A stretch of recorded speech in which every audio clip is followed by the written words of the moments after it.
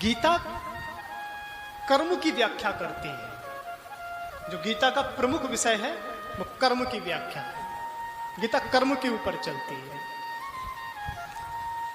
थोड़ा सा विचार करके देखें तो गीता ने 3 कर्म बांटे हैं। पहला कर्म है, दूसरा विकर्म है और तीसरा अकर्म है। आप जो कुछ भी कर रहे हो जीवन में, कई लोग ऐसी बात कह देते हैं ना, अगर उनसे कहो कि आप मंदिर में चलो या भगवान का भजन पूजन करो, कथा हो रही है कथा सुनने चलो, तो वो ये कहते हैं हम तो कर्म योगी हैं, हम तो अपने कर्म से मतलब रखते हैं, हमें क्या मतलब भगवान का भजन करना, कर्म ही पूजा है और हम कर्म अपना बाखूबी निभा रहे हैं। थोड़ा विचार करना कि कर्म क्या है, आप कर्म कर भी रहे हो या नहीं। सबसे पहले कर्म उसे कहा है जो ठीक कर्म होता है, उसका नाम कर्म है। दूसरा विकर्म, जो गलत कर्म होता है वो विकर्म है। आप मंदिर जा रहे हैं, आप कहो कि मैं कर्म कर रहा हूं, मंदिर जा रहे हो, तो मंदिर जाने आप तो जा रहे हो तो आपको धार्मिक नहीं कह सकते। आप मंदिर गए, मंदिर में आपने घंटी बजाई, पूजा अर्चना करी, इसको आप ये नहीं कह सकते वो मंदिर जाता है इसलिए धार्मिक है। मंदिर जाना धार्मिक नहीं, धार्मिकता नहीं है। आप मंदिर में जाते समय कौन सा भाव लेकर के जा रहे हो, आपका ध्येय क्या है मंदिर में जाते समय, ये धारण करता है कि आप धार्मिक हो या अधार्मिक हो। कि आप जब कोई काम कर रहे हो तो आपका मोटिव क्या है, आपका ध्येय क्या है। कई बार हम मंदिर में भी जाते हैं ना, और मंदिर से जब कोई आए पूछ लो उससे कि भैया आप मंदिर में दर्शन करने गए थे, कौन कौन था वहां, तो सब बता देंगे। मिसेस शुक्ला थी, मिसेस पांडे थी, मिसेस मित्तल थी, सबके नाम याद होंगे।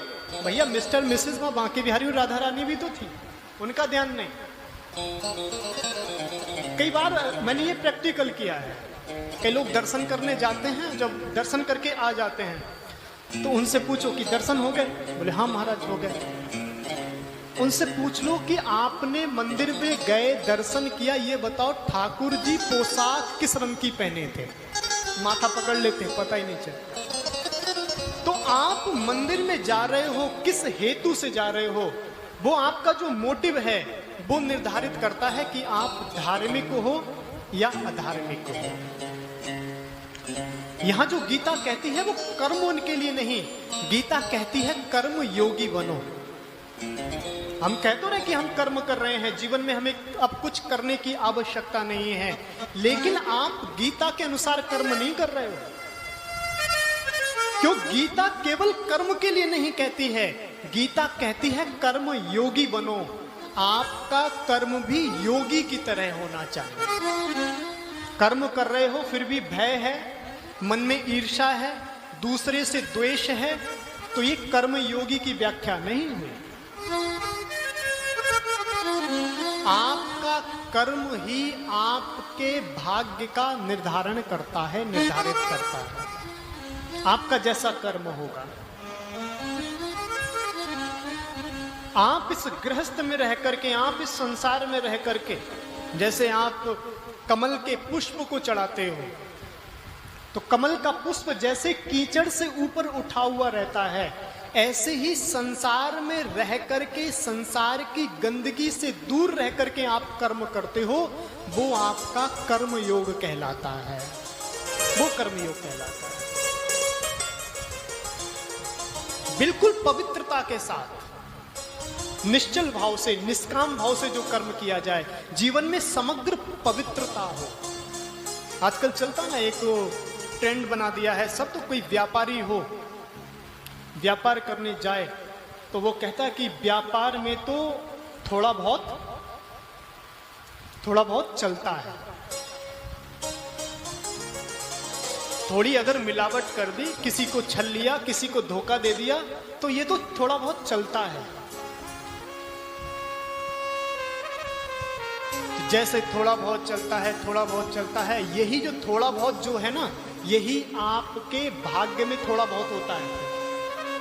फिर आप रोते हो कि ये मेरे जीवन में ऐसा क्यों हो गया, मैं तो बड़ा धार्मिक था, भगवान का भजन पूजन करता था, लेकिन फिर मेरे जीवन में दुख क्यों आया, मेरी संतति, मेरे पुत्र, मेरे घर परिवार पे कष्ट क्यों आया? क्योंकि आपने जो अपने कर्म में थोड़ा बहुत किया ना,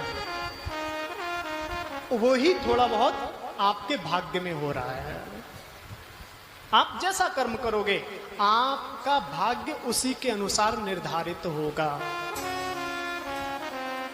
आपके द्वारा किया हुआ आज का सत्कर्म ही आपका कल भाग्य सद्भाग्य बनेगा जाकर के, और आपके द्वारा किया हुआ दुष्कर्म ही आपका दुर्भाग्य बनेगा जाकर के।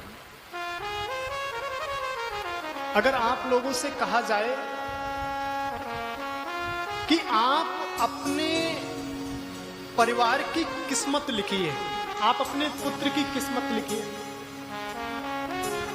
तो कोई चाहेगा कि मेरे पुत्र के जीवन में कभी बुखार भी आए,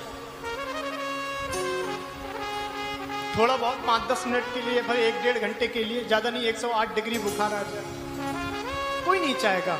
हमें किस्मत अपनी पूरी परफेक्ट चाहिए, जीवन में कोई किसी बात का कष्ट नहीं होना चाहिए, किसी बात का दुख नहीं होना चाहिए।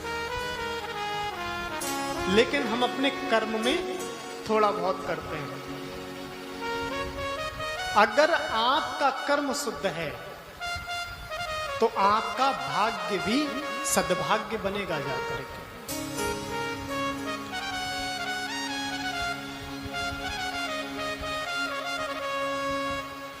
धार्मिकता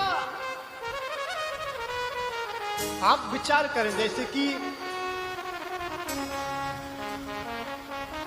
एक संत के मुंह से मैंने सुना था, उन्होंने कर्म की बड़ी ही सुंदर व्याख्या बताई। उन्होंने कहा, the motive behind your action, आप जो भी एक्शन कर रहे हो उसके पीछे आपका मोटिव क्या है, आपका इरादा क्या है।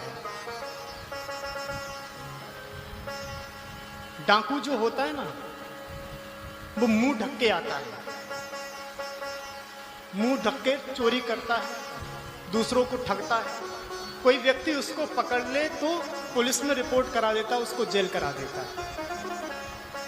और ऐसा ही कर्म डॉक्टर भी करता है। जैसे डाकू मुख ढक के आता है, डॉक्टर भी मुख ढक के आता है। जो कर्म डाकू कर रहा है वो भी पेट फाड़ता है चाकू से, और डॉक्टर भी पेट फाड़ते हैं अस्पताल में।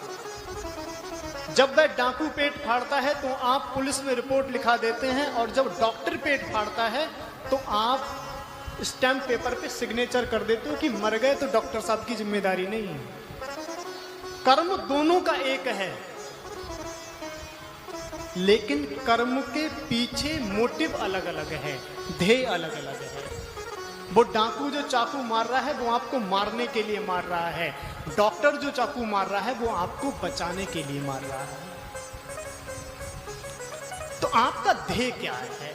कोई भी कर्म कर रहे हो उसके पीछे आपका हेतु क्या है? अगर भगवान का भजन भी कर रहे हो इसलिए कि पड़ोसी की टांग टूट जाए तो उस भजन का कोई हेतु नहीं है।